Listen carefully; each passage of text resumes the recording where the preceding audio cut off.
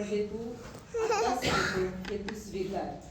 इतकं त्यांनी मला सांगितल्यानंतर मी त्या क्षणापासून बोलले की नाही, हे आपल्याला स्वीकारायचंच आहे.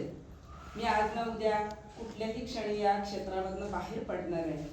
आणि त्याला तेव्हा मी मनात तसंच बोलले की त्या माझ्या शेवटच्या निरोपाच्या म्हणजे सोहळा जो असेल त्या क्षणाला माझा हा दादा इथे पाहिजे. आणि कालच त्याला मी म्हटलं, दादा मला बोलले पण नाही, फक्त मेसेजच केला की तू आला पाहिजेस. आणि त्याच्या डोळ्याचं ऑपरेशन झालेलं आहे, तरी सुद्धा म्हणजे हे माझ्यावरती असलेलं त्याचं अतूट प्रेम आहे की मनातली भावना व्यक्त आपण कोणाकडे करू शकतो, तर त्याच्याकडे मी करते. आणि त्यांनी लगेच कुठलाही विचार न करता एवढा सकाळी भूका असताना सुद्धा तो इथे आलेला आहे. नोकरीची सुरुवात माझी 31 जुलै 1991ला भडवळ्यासारख्या अतिशय दुर्गम गावामध्ये झाली. जिथे सकाळी एकदा 10ची गाडी गेली की दुसऱ्या दिवशी 10 वाजता गाडी येईल, तेव्हा या जगाशी संपर्क असायचा. इथून जवळजवळ 42 किलोमीटर अंतर, सकाळची गाडी आणि खेडातनं येणारी एक दुपारची गाडी, हाच आमचा जगाशी असलेला संपर्क. मी त्या शाळेत हजर झाले त्या दिवशी मला माझे पालक म्हणून माझे पती शाळेत हजर करून घ्यायला गेले होते. आणि माझ्यासोबत माझी 23 दिवसाची मुलगी होती. 23 दिवसाच्या मुलीला घेऊन मी त्या भडवळ्यासारख्या दुर्गम गावामध्ये हजर झाले. तो दिवस आणि आजचा दिवस याच्यामध्ये जवळजवळ 34 वर्ष 6 महिने पूर्ण झालेले आजच्याच दिवशी. 31/7/91 ते 31/1/2026 34 वर्ष 6 महिने मी या शिक्षण क्षेत्रामध्ये सेवा केली. या शिक्षण क्षेत्रामध्ये सेवा करत असताना भडवळ्यातनं जवळजवळ 6.5 वर्षांनी मी शिरशिंगे या गावात आली.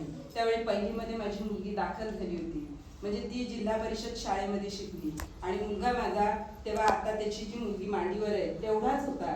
आणि त्यांना मधल्या वाटेने मी जवळजवळ 1.5 किलोमीटर शिरशिंग्यामध्ये घरापासून ते मधल्या वाटेवरनं 1.5 किलोमीटर अंतर चालत जायला लागले. आणि मग तेव्हा ठरवलं की आपल्या मुलाची किती फरफट करणार. आणि तेव्हा मी 1996 मध्ये गाडी शिकली. पहिली माझी गाडी होती लुना गाडी शिकले. त्याच्यानंतर दुसरी अशा जवळजवळ 6 ते 7 गाड्या मी हाताखाली घातल्या. आता फक्त या शाळेमध्ये आल्यानंतर मी गाडी आणत नव्हती, त्याला कारण वेगळं होतं. या शिक्षण प्रवाहामध्ये आले तेव्हा मी भडवळ्यासारख्या गावात काम केलं. शिरशिंग्यात आले, शिरशिंग्यातनं नवशीत गेले. आणि नवशीत असताना मी स्वतःच जेव्हा मुलांना शिकवत होते, माझ्या घरातल्या मुलांना शिकवत होते, त्याच वेळी मी माझं शिक्षण सुद्धा पूर्ण करत होते. आणि माझे शिक्षण पूर्ण करण्यासाठी मला मार्गदर्शक म्हणून माझे पती होते की जा यशवंतराव मुक्त विद्यापीठामध्ये नाव दाखल कर, तिथे फॉर्म भर. म्हणजे त्यांनी मला घरातनं प्रेरणा दिली, म्हणूनच मी हे करू शकले. आणि माझ्या या शिक्षण क्षेत्रात प्रवाहामध्ये असताना माझ्या शेतीबरोबर, माझ्या मुलांच्या उत्कर्षाबरोबर, सगळ्या कुटुंबाला धरून ठेवण्याबरोबर मी माझा सुद्धा उत्कर्ष करत होते. आणि या शिकतच असताना मी मुलींना सांगेन खास की या व्यवसायात असताना मी माझ्या 5 पदव्या पूर्ण केल्या.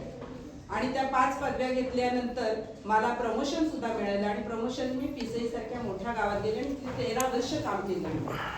तिथे 13 वर्ष काम केल्यानंतर मला तिथून जेव्हा मला आज तो क्षण आठवतोय की पूर्ण हॉल तमाम